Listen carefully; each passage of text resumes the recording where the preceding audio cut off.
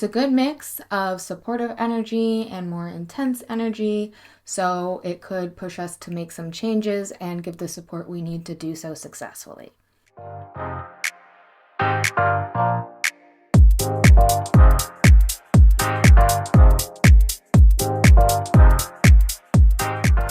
Beautiful people, welcome back to the Hella Fluid Collective podcast, where astrology meets small business. I'm Sarah, and I love to help business owners bring alignment into their operations and business strategies.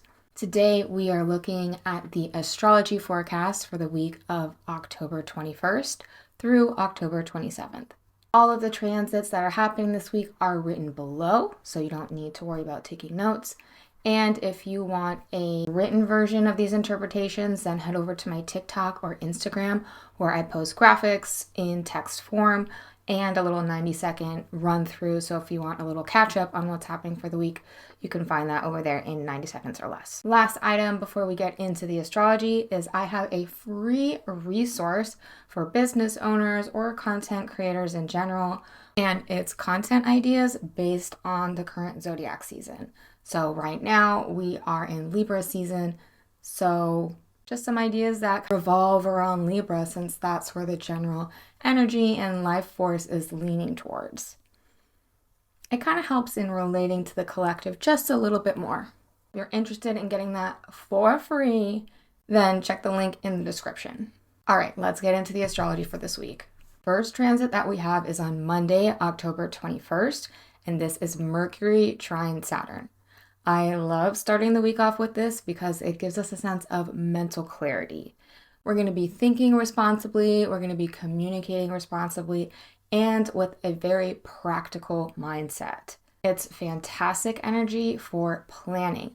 Mercury is all about the smaller details, and Saturn is all about taking responsibility and being practical. So great time for project planning, great time for long-term planning, making sure we're not missing all those little details. It's also good energy for approaching a more serious conversation because it will give you more clarity when you're doing it. Both of these planets are in water signs, so that's also going to flavor this transit with emotions and intuition, which will help guide those harder conversations or guide those project plans. For business owners, plan something. Whether you are planning next year's goals, planning long-term plans, or just a project that has a lot of nitty-gritty details, this is a really good energy to tap into that and get it done. Next day on Tuesday, October 22nd, is when we have a more harsh transit, and that's the Sun square to Pluto. This is a conversation of tension between our identity, parts of our ego, our life force, and power struggles, transformation, uncovering some things beneath the surface, and overall transformative energy. Now, because it's a square, that's going to bring some discomfort. However, that discomfort can be the push we need to make some change, especially with the Pluto energy. I do want to say that both of these planets are meeting in the 29th degree of each sign, Scorpio in Capricorn and the Sun in Libra. That is known as the anaretic degree. It's the point of culmination of each sign. It could kind of be this change where it's like, okay, this is something I've been feeling for a while, and now I'm ready to make these changes, and it's time to rip the Band-Aid off. Just adding another layer of intensity. Pluto already brings a layer of intensity, so just roll with it, be open to the changes that may come.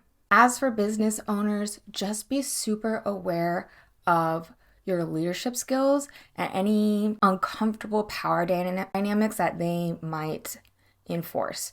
Whether you have a team with you or even power dynamics if you work for yourself.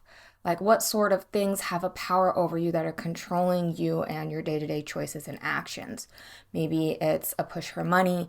Maybe it's a push for trying to be the best, trying to be this, trying to be that. And if those ideals have power over you and stop you from being your authentic self, this transit may bring that to light and give you an opportunity to change that. Then later on that day, the sun keeps moving and it transitions into the sign of Scorpio. Happy birthday, Scorpios. And it will be here until November 21st. The sun in Scorpio invites emotional depth. It invites authenticity. It invites transformation. Scorpio doesn't really like small talk. We're going to be more invested in things that reveal. As for business owners, lean into that authenticity. People will be really appreciative of your honesty and vulnerability as well. And maybe if you're not ready to be vulnerable publicly, then dig into your business. Dig into your missions, dig into your values and your mindsets. Kind of like the sun square Pluto, it carries on with that. Really go into your motives. Moving on to Thursday, this is the last exact transit of the week, and that's Mars sextile Uranus. Now, Mars transits we generally feel for about 2 weeks. 1 week on either side of the transit, maybe a little more depending on what planet it's connecting with. It is connecting with Uranus, which is a slower, bigger planet. So I would give it, like 2 to 3 weeks. It really does flavor the rest of October for sure, and a little bit into November. Now, this is the first touchdown of 3 of this transit because we are going to have the Mars retrograde coming up later this year. So this is the first one. It's going to retrograde to happen again, and then once it starts moving forward, it'll hit this spot again. So I consider this part of a little cycle. So whatever comes up for you now may come up a couple more times and, need a period to work through.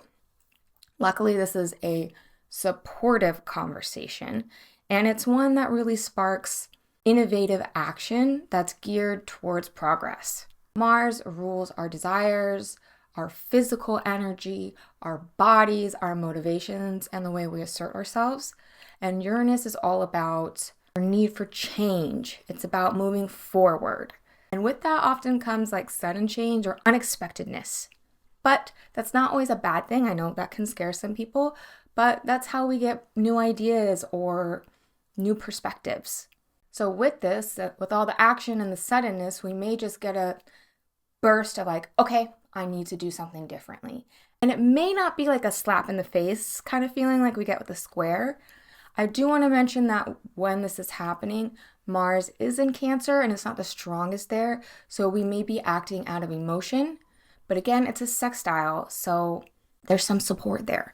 And Mars always brings a sense of courage and boldness into what we're doing. So just go for it and see what happens, especially if it's something that doesn't have too harsh of a consequence. Just try it. It's a good energy for trying and following your emotions and your intuitions as a guide to figure out if it's working or not. As for business owners, in order to try, we most of the time have to actually create the space to do so. So don't jam pack your day on this day and around this day. Don't jam pack it. Leave a little space for flow. Leave a little space for play. If there's something you've been wanting to try, just give it a go. It doesn't have to be perfect. Just spend an hour just brainstorming, putting something together and see what happens. You might surprise yourself. And that's it. That's it for this week. So, I think it's a pretty good week. I am biased towards Pluto. I love Scorpio. So I'm here for any of the energy that it brings. So I'm not too scared. Make sure you like this video, share it with somebody, it helps me get seen, and subscribe if you want more weekly and monthly astrology forecasts. Have a beautiful week, and until next time, stay hella fluid.